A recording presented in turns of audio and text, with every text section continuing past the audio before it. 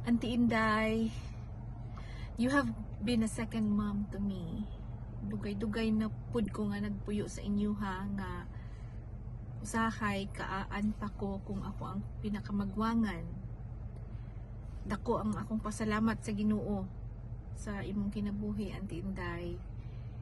Dili ka makalimot namo, especially mga paghatag og gasa o labi na mga Pasko, panghatag og pinaskuhan.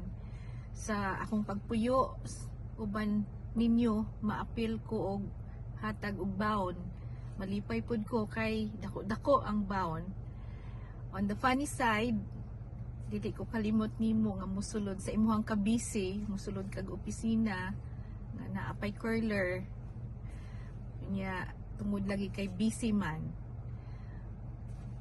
Yet auntie, imo gihapon kong gi-adapt nga murag usa sa imong mga anak. Kung unsay naa sa ilahan ni Mikmik, naapod ko. Usahay makasab-an, pero kay imo man ko nga gitrato nga usa ka anak, so nakasabot gid ko. Bisan pa sa ako ang journey karon, kung unsa or unsay naa nako karon, ikaw isa jud ka sa isa ka nakahatag og influensya sa akong kinabuhi. How you give value to education, yung pagpaningkamot, pagkugi.